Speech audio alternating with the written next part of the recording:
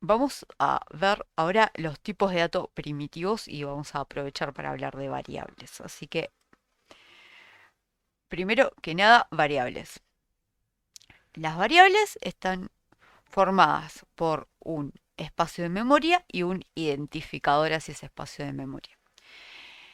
Nos permiten almacenar valores en ese espacio de memoria y recuperarlos gracias a que tenemos el identificador. Como estamos en un lenguaje fuertemente tipado, toda variable va a ser obligatoriamente de un tipo de dato. El tipo de dato va a determinar los valores que vamos a poder almacenar usando esa variable. Y se declaran de la siguiente manera: el tipo de dato y el nombre de la variable. Ahora, sí, y la buena práctica es hacerlo así. Pero a partir de Java, del JDK 10, a partir de Java 10, en realidad tenemos una forma de declarar una variable con tipado dinámico, usando la palabra var. Saludos a JavaScript. Em, Entonces podemos declarar una variable como var, el nombre de la variable, y asignarle un valor de cualquier tipo. Puede ser de un dato de tipo primitivo o puede ser una referencia, o sea, un objeto o lo que sea. Y a var le va a dar igual. Va a decir, ok, me pasaste un int, bueno, soy de tipo int. Me pasaste un string, soy de tipo string. Bueno, categorías de tipos de datos. Los tipos de datos van a poder ser o primitivos, que van a ser el tipo más simple, o referencia, que es el tipo más complejo, por ejemplo, un objeto, o sea, una entidad completa. Lo que vamos a ver hoy van a ser los tipos primitivos que solamente contienen un valor, lo que incluye los enteros como int, los flotantes, float o double, los caracteres y los booleanos. Y son parte de la pequeña parte de Java que no está orientada a objetos. Después vamos a tener en los de referencia los wrappers de los tipos primitivos que sí son objetos, que nos dan métodos, que nos da comportamiento y cosas más que están muy buenas. Pero primero vamos a ver los primitivos para después entender mejor los wrappers, obviamente. Y después tenemos los por referencia, que aparte de esos wrappers que acabamos de decir, vamos a tener que los de referencia representan una entidad completa y no solamente un valor. Y ahí tenemos arreglos, clases, objetos, interfaces, todo eso que vamos a ir viendo, sobre todo después cuando veamos orientación a objetos, ahí vamos a ver todo referencia. Y lo que les decía de los wrappers, para cada tipo de primitivo vamos a tener tipos por referencia que van a ser sus wrappers.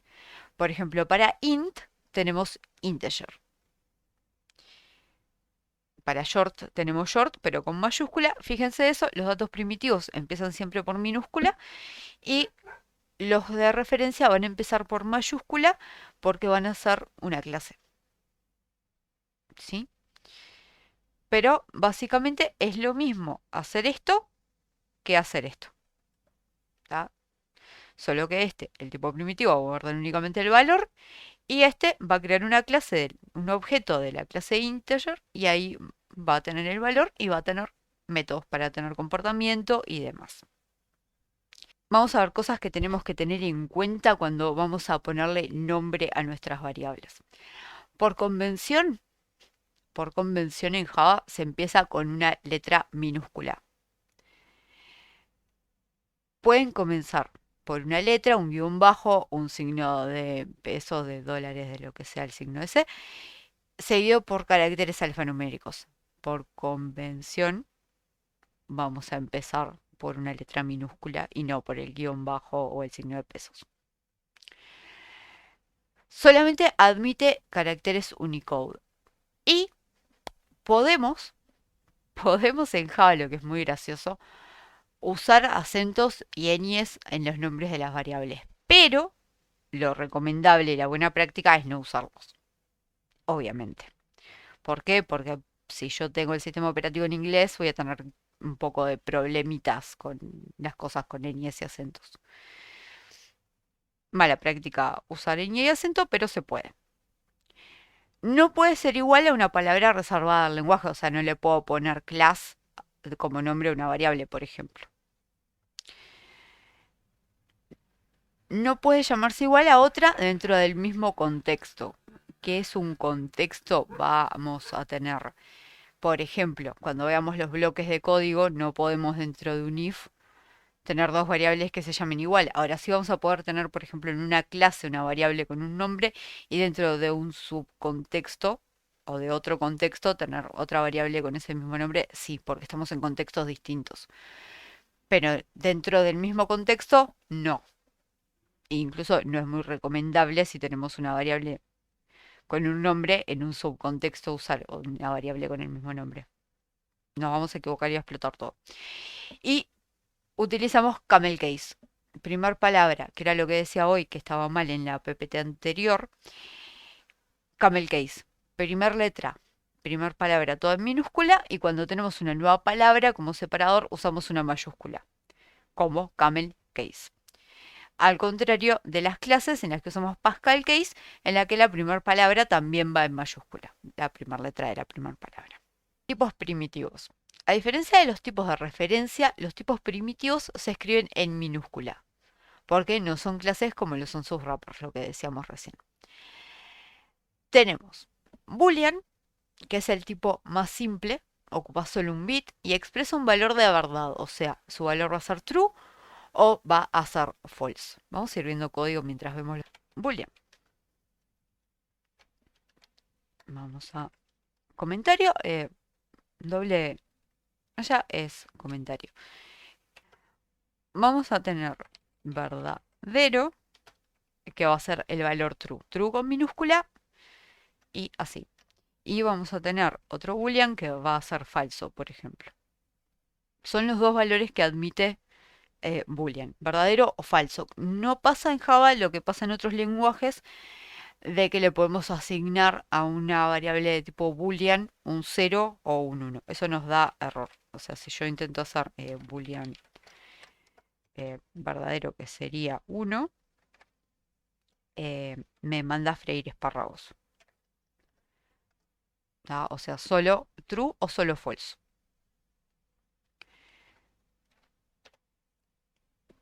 Ahora,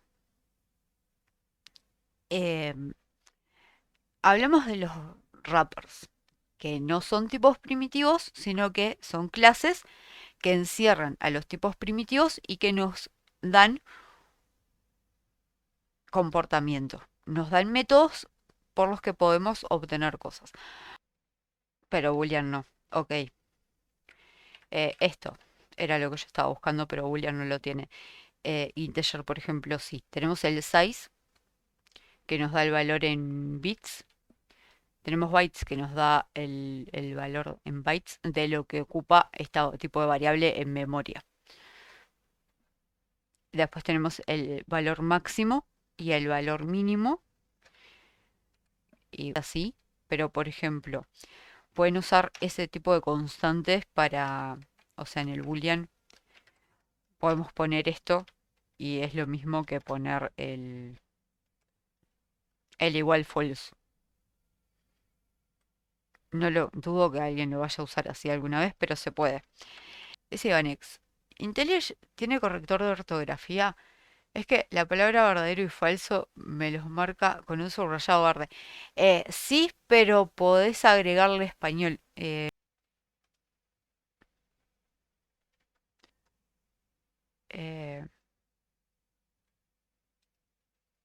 acá. En Settings, Editor, Natural Language. Te sale esto y acá le das al más y le puedes agregar el español. Vamos con los tipos char. Vamos con el char. Con char usamos... Qué feo que eso no es. Cuando usamos char, usamos caracteres Unicode. Una variable char va a ocupar 16 bits en memoria y el valor debe estar entre comillas simples. Entonces, vamos a ver qué podemos hacer con char. Con char vamos a hacer cosas divertidas. Y lo dije de vuelta. Bueno, eso, ¿está? Usando char vamos a hacer cosas divertidas. Dice Karen char. En fin, char. Char. Char. Ocupa un solo byte. No, ocupa 2 bytes, porque cada byte son 8, ¿no? Ocupa 16 bits. Em, Otra cosa que creo que estaba en la PPT, esos datos al dope que me estás dando, Codeium. El carácter más común es el espacio en blanco. No me importa, Codeium, no me importa. Em, el valor que le pasamos debe ir entre comillas. Simples. Salvo cuando es un número de carácter. Entonces, sí, char letra va a ser A. ¿Qué otra cosa podemos tener? Un número. 65 y 65 es la A mayúscula. Vamos a poner char emoji corazón. A ver ahora.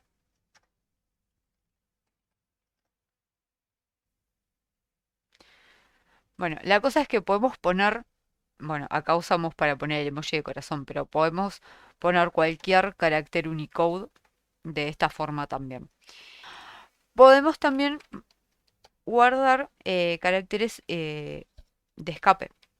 Chat, no. Char salto de línea, por ejemplo.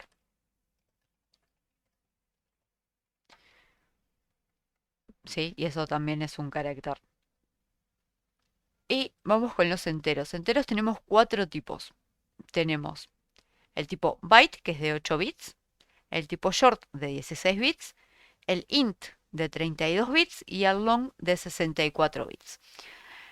¿En qué se diferencian estos 4 tipos? Bueno, en el tamaño, lo vimos en los bits, y pueden ser positivos o negativos. Los 4 tipos tienen valores positivos como negativos. Entonces vamos acá a ver si tenemos que usar el min y el max o me lo vas a decir. Vamos a poner enteros. Enteros y vamos a empezar por byte, dijimos. Byte ocupa 8 bits. El valor mínimo, vamos a poner valor entre, sí, ahí va, entre menos 128 y 127. Bueno, bit. Si yo pongo acá 128 me va a dar un error, me va a decir que estoy intentando poner un int. Siempre el literal el que toma cuando ponemos un número es int. ¿Está? Porque en este caso 128 en realidad podría ser un short, pero lo va a estar tomando como int. ¿Sí? No me puedo pasar. Lo mismo si pusiera menos 128, está todo bien. Si le pongo menos 129, ya se queja. Cosas que pasan. Vamos a dejarlo en 58 porque pintó. Después de este viene el short que ocupa 16 bits y que tiene un valor de entre menos 32.768 y eso. O sea que sería short, número entero 2, ahí va. Int, 32 bits, el valor va entre eso que dice Codeium y eso, y bueno, listo. Y después tenemos el long, que ocupa 64 bits, como vimos, que el valor es muy grande, que es el valor que usamos, por ejemplo, cuando vamos a usar IDs numéricos. Bueno, vamos a ir al long, por ejemplo. Y cuando usamos long necesitamos especificar la L acá al final. Porque si no, si yo saco esta L, en este caso que el número no entraría en un int, me va a dar un error y me va a decir que el número entero es demasiado largo. ¿Por qué? Porque lo está intentando tomar como int. ¿Por qué lo está intentando tomar como integer? Porque no le puse la L. Con los números reales, o sea, con los que tienen coma flotante, o sea, los que tienen coma, o sea, los que no son enteros. Y vamos a tener 2 tipos, el float y el doble. El float con precisión simple, el doble con precisión doble. Y vamos a ver los valores y demás acá. Tenemos reales, dijimos, y tenemos los float de 32 bits y el valor va ahí. La E es del exponente, así lo quiero yo. Desde 1.4 con exponente negativo 45 y desde 3.4 con exponente negativo positivo 38. ¿Qué quiere decir esto? Que yo puedo poner esto, por ejemplo, y acá fíjense que vuelve a aparecer acá una letra, la F. Si yo no pongo esta F, ¿sí? Ahí está tomando pi como número real. Me encanta Codeium. Si yo no pongo esta F me va a dar un error. Me va a dar un error porque por defecto toma literal como doble. Y yo le estoy intentando poner en un float. Entonces si no pongo la F no me lo va a tomar como float. Ah, F. Puede ser mayúscula, minúscula, como quieran. Y después sí tenemos los dobles que evidentemente, a ver, un exponente, por las dudas de que no se acuerden, el exponente negativo lo que hace es correr la coma a la izquierda, el exponente positivo la corre hacia la derecha. Y el doble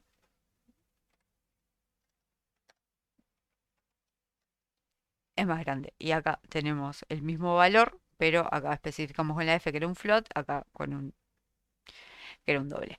Otra cosa que podemos hacer, por ejemplo, yo podría tener 5.2 y puedo poner perfectamente el exponente acá. O sea, puedo hacer esto en más 95, por ejemplo. Puedo ponerlo de esta forma. Puedo usar la notación científica de esta forma, lo que está bueno si trabajamos con, no sé, ciencia de datos, si tenemos números súper complejos, bueno, súper largos, digamos, si no lo ponemos, bueno, sí, lo podemos poner de esta forma con el exponente. Sistemas numéricos. Lo que vimos ahora con los tipos de datos es que trabajamos con el sistema decimal. Pero Java también puede operar con sistema binario, sistema octal y hexadecimal. Para el sistema binario lo que tenemos que poner es antes del número 0b. Para los octales únicamente el 0 y por esto mismo es que tenemos que tener cuidado cuando escribimos decimales de que no poner un 0 antes de otro número. ¿Tá? O sea, si ponemos un decimal que empieza por 0 lo va a tomar como un octal. Para hexadecimales 0x. Y bueno, la clase wrapper de int integer nos permite convertir un número decimal a otro sistema, aunque lo que nos devuelve es un string. Y también tiene el método parseInt para convertir la cadena de texto a un número entero. Entonces podemos probar un poquito con estas cositas. Pero lo que vamos a hacer, me acabo de acordar que había hecho el ejercicio. Ya me iba a poner a tocar cosas que no eran. Vamos a hacer un conversor de sistemas numéricos. Y para darle más alegría al día, lo vamos a hacer con ventanitas. Entonces le vamos a pedir al usuario que ingrese un número entero en sistema decimal y luego le vamos a mostrar cómo se escribe ese número en los sistemas binario, octal y hexadecimal. Para la entrada y salida de datos vamos a usar ventanas de diálogo swing. Y para ello vamos a necesitar importar, salvo que estén con IntelliJ, que lo va a importar solo cuando llamemos el diálogo, pero si no, necesitan importar esto. Para el ingreso del número decimal por parte del usuario vamos a usar un input dialog. Acá tienen la línea de cómo se hace. El contenedor, en nuestro caso, el contenedor para los dos diálogos va a ser null porque no lo estamos mostrando dentro de nada. Y el mensaje va a ser un string que va a decirle al usuario algo. Así que voy a crear una clasecita nueva acá. Le vamos a poner, ya voy, conversor sistemas numéricos porque me gusta poner nombres largos. Vamos a hacer primero que nada el main, obviamente.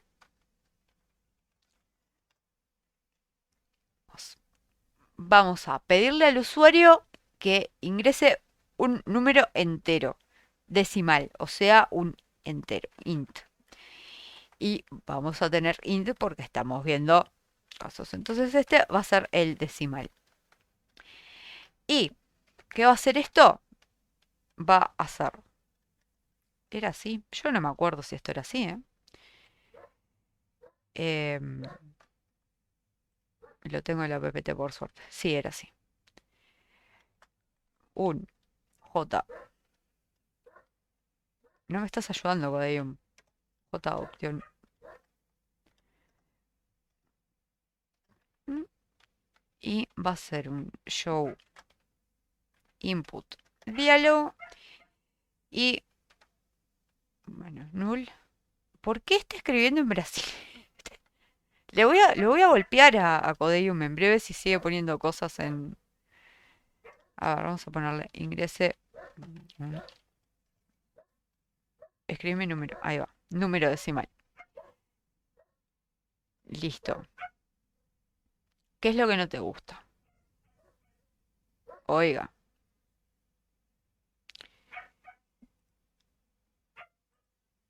¿Qué es lo que no le gusta? No le gusta que esto me va a devolver un string. Sí, esto me va a devolver un string.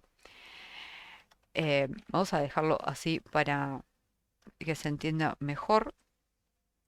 Y vamos a ponerle decimal string. Y ahora en otra línea vamos a tomar ese decimal string y lo vamos a poner en el int. Dijimos que ahora sí va a ser int decimal y lo que vamos a hacer va a ser parsear este string decimal que obtuvimos de la ventanita a un int decimal. Entonces, tenemos el entero decimal, ¿no? Y dijimos que, acá antes, dijimos que la clase integer nos permite convertir un número decimal a otro sistema y nos devuelve un string.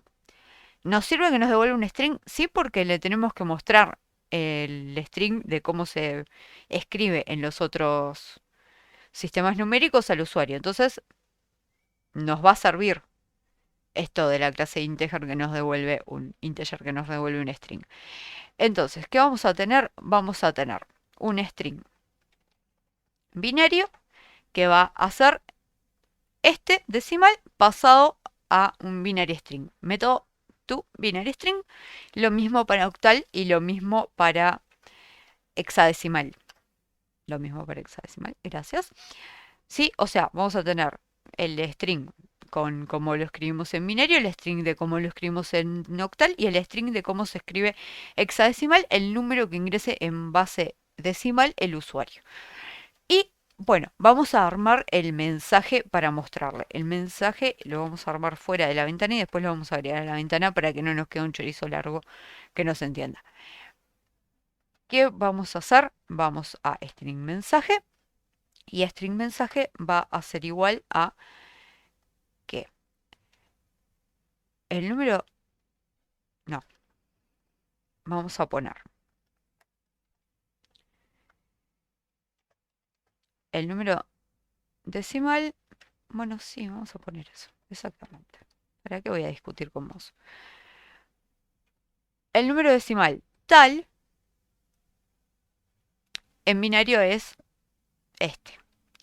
Ahora, esto es lo que no vamos a poner y le vamos a dejar únicamente en octal. En octal es tanto y en hexadecimal es tanto. Vamos a usar el mensaje diálogo para mostrarle que va a ser como el input, salvo que en lugar de escribir cosas, solo vamos a mostrarle al usuario lo que queremos, o sea, el texto que pusimos en este mensaje, y ya está. Y después cuando veamos strings, vamos a ver cómo concatenar mensajes de otras formas distintas que esto que hicimos acá, pero el operador suba es la forma más rápida de concatenar un string al momento de escribir, es la más lenta al momento de crear el string, pero ya. Entonces, ejecutamos y probamos y vemos si levantó nuestro conversor, a ver si funciona, si explota. Número decimal, 15, vamos a poner 15. Y sale el mensaje y el número decimal 15 en binario es 1111. ¿Sí? En octal es 17, en hexadecimal es F. A ver, binario Y esto, integer. Punto. Parse int. Binario en base 2. Y octal en base 8. Y hexadecimal en base 16. Y ahora sí debería funcionar.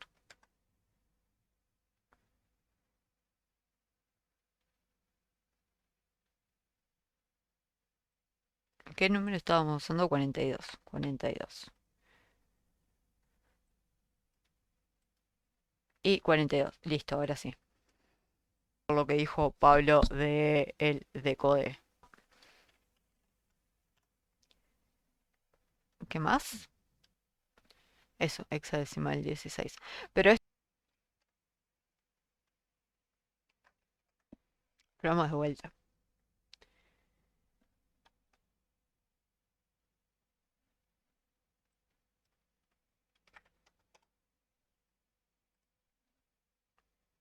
Sí,